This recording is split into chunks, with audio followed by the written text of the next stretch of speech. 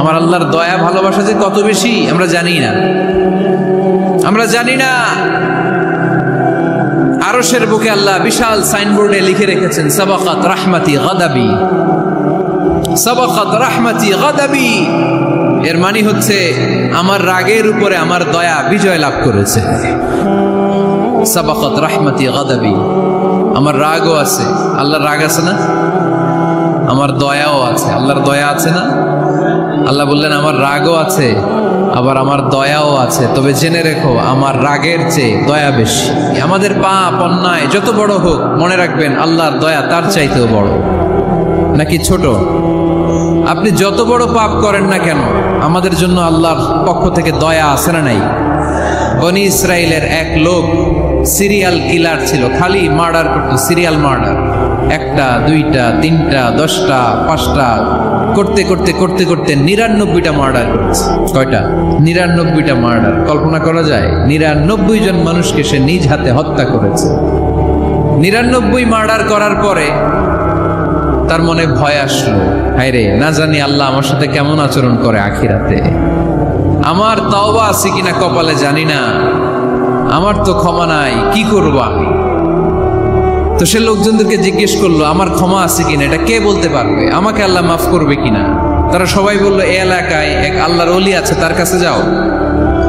সে আল্লাহর ওলির কাছে যেয়ে বলে, ও আল্লাহর ওলি, আমি 99টা হত্যা করেছি, 99টা মার্ডার, আমার কপালে ক্ষমা আছে কিনা তুমি একটু বলো। আল্লাহর ওলি কই, কি বললা? 99টা মার্ডার? হায় হায় সর্বনাশ, তোর কোনো ক্ষমা নাই। এবার যে মার্ডার করছে কয় আমার যেহেতু ক্ষমা নাই, তোরে বাঁচায় রেখে লাভ কি, তোরেও দিলাম শেষ করে। এবার সেঞ্চুরি করে ফেলাইছে। কথা বুঝতেছেন? আমার যেহেতু ক্ষমা নাই তো তোরে বাঁচায় রেখে কি লাভ, তোরেও শেষ করে দিলাম। এবার সেঞ্চুরি। সেঞ্চুরি করার পরেও ভয় আসে না নাই অন্তরে? অন্তরে তো আল্লাহর ভয়, কই যাবে? খুঁজতে লাগলো কে সমাধান দিতে পারবে। একজন বলল ওই এলাকায় একজন বড় আলেম আছে, ওই আলেমের কাছে যা। সে আলেমের কাছে যেয়ে বলে, আলেম, আমি 99টা হত্যা করেছি, এখন আমার বড্ড ভয় হয়, আল্লাহ আমারে মাফ করবে কিনা, তুমি একটু আমারে বলো। আলেম বলে, তোমার গুনাহ যত বড়ই হোক আমার আল্লাহর দয়া তার চাইতেও বড়। তুমি কি পাপ করেছো, কি অন্যায় করেছো? তুমি জানো না আমার রব কত মেহেরবান, তিনি কত দয়ালু, তিনি ভালোবাসার আধার, তিনি করুণার আধার। তোমার পাপ অন্যায় যদি হয় খালের পানির সমান, বিলের পানির সমান, আমার আল্লাহর দয়া সাগরের পানির সমান। তোমার পাপ আর অন্যায় যদি হয় পাহাড়ের সমান, আমার আল্লাহর ভালোবাসার দয়া হচ্ছে আকাশের সমান। তুমি যদি তওবার মতো তওবা করতে পারো, ক্ষমার মতো ক্ষমা চাইতে পারো, চোখের পানি ছেড়ে, চোখের পানির বড় দাম, চোখের পানির মধ্যে বিশাল কারিশমা, এটা আল্লাহ খুব পছন্দ করে। 2 ফোঁটা পানি আল্লাহ পছন্দ করে। এক, জেহাদের ময়দানে শহীদের গা বেয়ে ঝরে পড়া রক্তের ফোঁটা। 2 হচ্ছে অনুতপ্ত বান্দার চোখের পানির ফোঁটা। বান্দা যখন অনুতপ্ত হয়ে চোখের পানি ছেড়ে কাঁদে, তার চোখের পানি চোখ বেয়ে নাকের ডগা বেয়ে মাটিতে পড়ার আগেই ওই অনুতপ্ত বান্দার সব গুনাহ আল্লাহ মাফ করে দেয়। সে জিজ্ঞেস করলো আমার ক্ষমা আছে কিনা? আলেম বলে আছে, ক্ষমা আছে। তওবার মতো তওবা কর, তাওবাতান নাসুহা, তওবার মতো তওবা করলে আল্লাহ ঠিকই মাফ করবে। সে এতটাই অনুতপ্ত হলো, এতটাই, সে আল্লাহর কাছে ক্ষমা চাইতে শুরু করলো। আলেম পরামর্শ দিল, তুমি যে এলাকায় থাকো এলাকাটা ভালো না, এলাকাটা ছাড়ো, এখানে সব ডাকাতদের এলাকা, তুমি একটা ভালো এলাকায় যাও, ওখানে যে তওবা করে ভালো মানুষ হয়ে যাও। সে নিয়ত করে কাপড় চোপড় গুছিয়ে ভালো এলাকায় যাবে। ঘর থেকে বেরোয়ার সাথে সাথেই মালাকুল মাউত চলে আসছে, তার রুহু কবজ করে ফেলছে। এখন রুহু কে নিয়ে যাবে? ফাজাত মালাইকাতুর রাহমা ওয়া মালাইকাতুল আযাব। রহমতের ফেরেশতারাও আসছে, আযাবের ফেরেশতারাও আসছে। রহমতের ফেরেশতারা বলে না না, সে তওবার নিয়ত করেছে, যদিও তওবা করতে পারে নাই, যদিও ভালো এলাকায় যেতে পারে নাই, তওবার নিয়ত করেছে, অনুতপ্ত হয়েছে, ক্ষমা চাওয়ার চিন্তা করেছে, আমরা তার রূহ নিয়ে ইল্লিনে রেখে দেব। আযাবের ফেরেশতারা বলে না না, ৯৯টা হত্যা করার পরে আরো একটা হত্যা করে সেঞ্চুরি করেছে, এখনো তো ভালোভাবে তওবা করতে পারে নাই, তার রূহটা নিয়ে আমরা সিজ্জিনের ভেতরে ঢুকায় দেব। দুই দল ফেরেশতার মারামারি, এ বলে আমরা নিব, এ বলে আমরা নিব, ঝগড়া আছে না নাই? আল্লাহ বললেন রাখো রাখো, ঝগড়ার দরকার নেই, এক কাজ করো, যেখানে মারা গিয়েছে ওইখান থেকে ফিতা দিয়ে মাপতে শুরু করো। ভালো এলাকাটা যদি কাছে হয় জান্নাতের ফেরেশতারা নেবে, খারাপ এলাকা যদি কাছে হয় জাহান্নামের ফেরেশতারা নেবে। খারাপ এলাকা তো একেবারেই কাছে, ঘর থেকে বের হওয়ার সাথে সাথে মৃত্যু হয়েছে, আর ভালো এলাকা তো অনেক দূর। আল্লাহ জামিনটারে আদেশ দিলেন, জামিন এই অনুতপ্ত বান্দার জন্য তুই ভালো এলাকাটা কাছে চলে আয়, ভালো এলাকাটার জামিনটা তুই সংকুচিত হয়ে যা। যদিও ঘর থেকে বের হয়েছে একেবারে কাছে, খারাপ এলাকা হাজার হাজার মাইল দূরে চলে যা। ফিতা দিয়ে মাপ দিয়ে দেখে সর্বনাশ, ভালো এলাকাটা তো একেবারেই কাছে, খারাপ এলাকাটা অনেক দূরে। আল্লাহর ফয়সালা অনুযায়ী রহমতের ফেরেশতারা তার রূহকে নিয়ে জান্নাতের ভেতরে ঢুকিয়ে দিয়েছে। ৯৯টা হত্যা করার পরে আরো একটা হত্যা করে সেঞ্চুরি, ১০০টা খুন করছে। আপনি কয়টা করছেন? আমি কয়টা করছি? তো ১০০টা খুন করে যদি ও মাফ পেতে পারে আমার আল্লাহর কাছ থেকে, আমরা কি ক্ষমা পেতে পারি না? ওর পাপের কাছে আমাদের পাপ কি? কয় ওয়াক্ত নামাজ ছাড়ছেন আপনি? কয়টা মিথ্যা কথা বলছেন? কতবার ঘুষ খাইছেন? কত টাকা সুদে লাগাইছেন? কত অন্যায় করছেন? কত জুলুম করেছেন? মনে রাখবেন, আপনার পাপ, আপনার অন্যায়, আপনার জুলুম যত বড় হোক না কেন, আমার আল্লাহর দয়া তার চাইতেও বড়। এজন্য আল্লাহ নিজের পরিচয় দিয়ে বললেন, আর রহমানু আল্লামাল কুরআন খালাকাল ইনসান আল্লামাহুল বায়ান। আমি রহমান, আমি দয়ার সাগর। তাহলে বুঝতে পারলাম আমার আল্লাহর দয়ার কোনো শেষ আছে?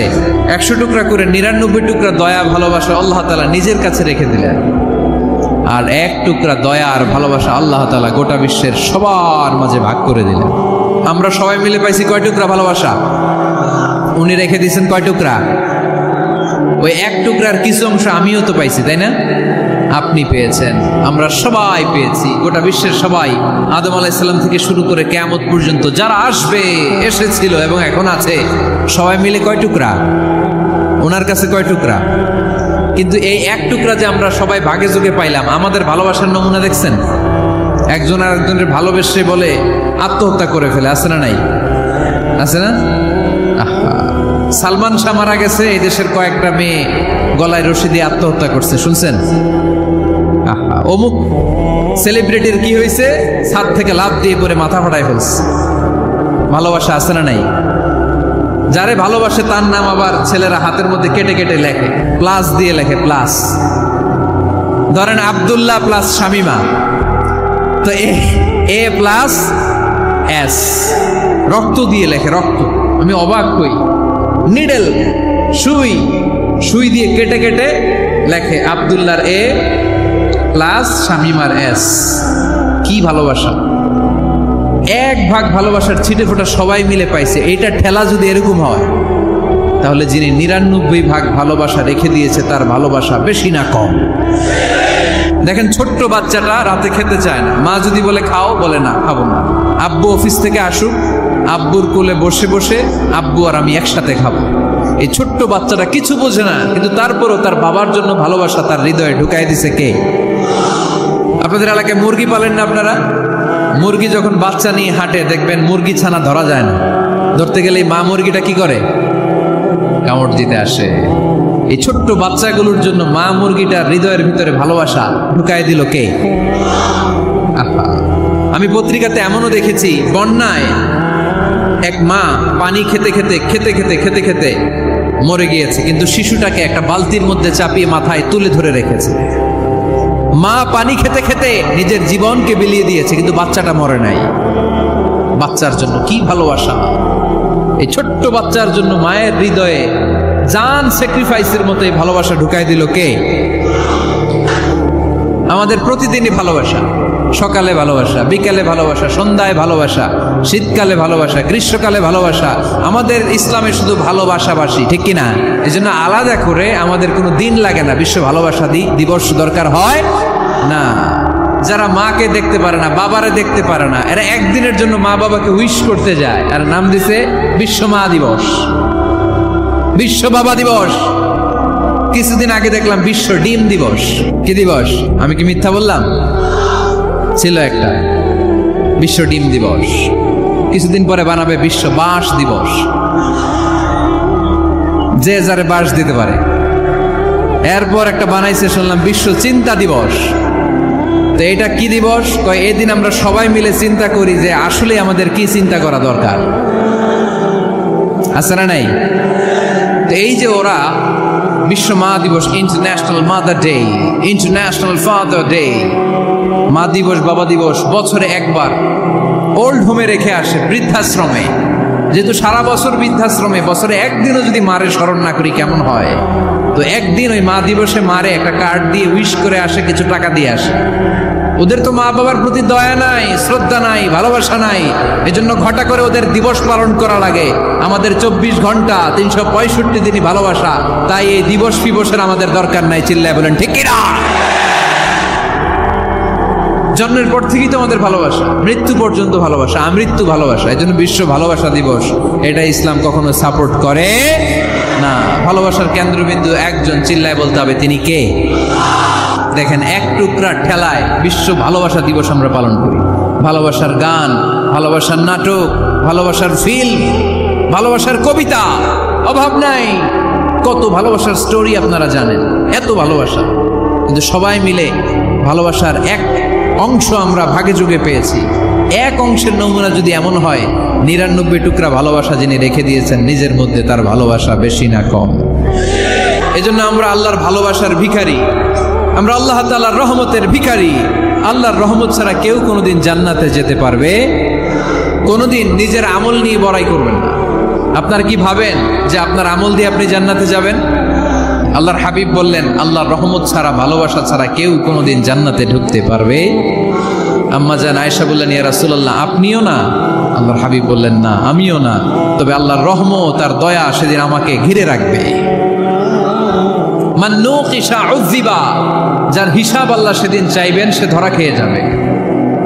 সব সময় আল্লাহর কাছে এই দোয়াটা যেন আমরা করি, আল্লাহ কিয়ামতের দিন তুমি আমার হিসাব নিও না, আল্লাহ তুমি আমার বিচার বসিও না, আল্লাহ তুমি দয়া করে আমারে মাফ করে দিও। আল্লাহ যার বিচার করবেন ও জাহান্নামে যাবে, আর যার বিচার করবেন না সে জান্নাতে যাবে। আল্লাহ যদি বিচার করে আর পাই টু পাই হিসাব নেয়, নামাজ পড়লি না কেন, রোজা রাখলি না কেন, মিথ্যা বললি কেন, খাদ্যে ভেজাল দিলি কেন, মাছে ফরমালিন দিলি কেন, যৌতুক খাইলি কেন, ঘুষ খাইলি কেন, উল্টাপাল্টা করলি কেন, জিনা করলি কেন, একটার পর একটা প্রশ্ন বানে যদি সেই ভয়ঙ্কর দিনে আল্লাহ আমাদেরকে জর্জরিত করে, আমাদের কোনো উত্তর আছে? সেদিন আমাদের বাঁচার কোনো উপায় আছে? তাই আমরা সবাই আল্লাহর কাছে দোয়া করবো, আল্লাহ কোনো বিচার টিচার মানি না, কোনো বিচার করতে পারবো না, দয়া করবা। রোজ হাসরে হে আল্লাহ আমার করোনা বিচার, আল্লাহ করোনা বিচার, পড়েন আমিন। রোজ হাসরে হে আল্লাহ আমার করোনা বিচার, আল্লাহ করোনা বিচার, বিচার চাহি না তব দয়া চাহে এ গুনাহগার, আল্লাহ করোনা বিচার, পড়েন আমিন। তিনি যদি দয়া করেন তবেই আমরা জান্নাত যেতে পারবো, ঠিক কিনা? এজন্য আল্লাহ বললেন, আর রহমান আল্লামাল কুরআন খালাকাল ইনসান আল্লামাহুল বায়ান। আমি হলাম রহমান। কাফেররা বলে রহমানকে জানি না, রহমানকে চিনি না। আল্লাহ বলে রহমান রে চিনে না, আমার নাম রহমান, আমি দয়ালু, আমি মেহেরবান, ঠিক কিনা? এজন্য প্রতিদিন সূরা ফাতিহায় দ্বিতীয় আয়াতটা আমরা কি পড়ি? আর রহমান আর রাহিম, ঠিক কিনা? তিনি দয়ার সাগর, তিনি মায়ার সাগর। আমরা বললাম, আল্লাহ ঠিক আছে, আমরা বুঝেছি আপনি দয়ার সাগর, আর আপনি কি করেন? দ্বিতীয় আয়াতে আল্লাহ বললেন আল্লামাল কোরআন, আমি কোরআন শিক্ষা দেই। শুধু দয়ার সাগর হয়ে আমি আল্লাহ বসে থাকি নাই, তোমাদের হেদায়েতের জন্য আমি কোরআন নাজিল করে দিয়েছি। আল্লামাল কোরআন, আমি কোরআন শিক্ষা দেই। আমাদেরকে কোরআন শিখিয়েছে কে? বিশ্বনবীকে কোরআন শিখিয়েছে কে? আল্লাহ। এজন্য দুনিয়াতেও যারা কোরআন শিখায় তাদের মর্যাদা বাড়ায় দেয় কে? বাংলার জমিনে যারা কোরআন শরীফ শিখায় এদের মর্যাদা সবচেয়ে কম, এদের বেতন সবচেয়ে কম, এরা সমাজে সবচেয়ে বেশি অবহেলিত, ঠিক কি না? আল্লাহর কাছে এরা সবচেয়ে বেশি সম্মানিত। আল্লাহর হাবিব বললেন খায়রুকুম মান তাআল্লামাল কুরআন ওয়া আল্লামাহু, তোমাদের মধ্যে আল্লাহ তাআলার কাছে সবচাইতে প্রিয় শ্রেষ্ঠ ওই মানুষটা যে নিজে কোরআন পড়ে আবার অন্যরে পড়ায় দেয়। সুবহানাল্লাহ পড়েন। আপনি যদি কাউরে শুধু সূরা ফাতিহাটা শিখান, কোন সূরা? সূরা ফাতিহাটা যদি শিখায় দেন, সে যতদিন সূরা ফাতিহা তেলাওয়াত করবে ওই তার তেলাওয়াতের একটা পার্সেন্টেজ সওয়াব আপনার আমলনামায় আছে না নাই? সে যদি আবার আরেকজনের শিখায়, ওই লোক যদি আবার আরেকজনের শিখায় দেয়, এরকম যতজনকে তারা শিখাবে প্রত্যেকের তেলাওয়াতের একটা পার্সেন্টেজ সওয়াব আপনার আমলনামায় ঢুকায় দিবে কে? এজন্য কোরআন নিজেও শিখবো, অন্যকেও শেখাবো। রাজি আছেন তো? না খেয়ে না পড়ে অল্পতে তুষ্ট থেকে যারা শুকরিয়া করে এরা আমাদের আইম্মাতুল মাসাজিদ, মসজিদের ইমামরা, মসজিদের মুয়াজ্জিনরা। এক একটা মসজিদের মুয়াজ্জিনের গলা হবে এরকম বিশাল উঁচু। কিয়ামতের ময়দানে সবাই আমরা এর দিকে তাকায় থাকবো, কিরে ভাই তোর গলা উঁচু কেন? সে বলবে আমার এই গলা দিয়ে প্রতিদিন 5 বার আমি আজান দিয়েছি। কিয়ামতের ময়দানে ঠিকই সম্মানিত, দুনিয়ায় আমরা চিনলাম না ওনাদেরকে। সেদিন আল্লাহ কোনো এক্সকিউজ গ্রহণ করবে না। সব পারো, হিন্দি তো ঠিকই কইতে পারো, হিন্দিতে কথা কইতে পারে না ছেলেপেলেরা? হিন্দি সিনেমা এমন দেখা দেখে হিন্দিতে কথা কইতে পারে। তো হিন্দি ভাষা বুঝতে পারলে, শিখতে পারলে আরবি পারলা না কেন? কোনো এক্সকিউজ, ওজর, আপত্তি সেদিন আল্লাহ গ্রহণ করবে? আসুন আমরা কোরআন পড়ি, প্রতিদিন একটা আয়াত হলেও কমপক্ষে আমরা যেন কোরআনের অর্থ পড়ি, বঙ্গানুবাদ পড়ি। রাজি আছেন তো? তো এই যে স্মার্টফোন আসছে স্মার্ট বানাইতে, যেই ফোনের মধ্যে কোরআন নাই সে আনস্মার্ট, ঠিক কিনা? যার মোবাইলের ভেতরে কোরআনের অ্যাপস আছে, ডাউনলোড করে অ্যাপস রেখেছে, সেই হচ্ছে আসল smart. He is the real hero, he is the real smart.